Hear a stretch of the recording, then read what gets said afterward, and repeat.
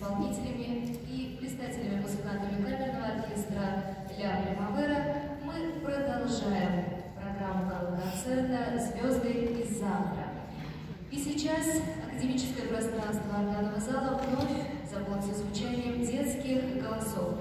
На сцене лауреат международных, всероссийских и республиканских конкурсов, средний специальный хор «Фантазия» детской музыкальной школы номер 2, город Набережные Челны.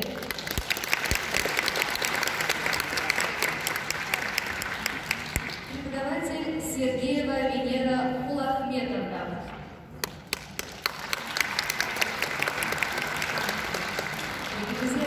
Приветствуйте. На сцену приглашается автор проекта «Звезды из завтра», художественный руководитель и дирижер Казанского камерного оркестра «Ля Примавера» Рустем Абязов.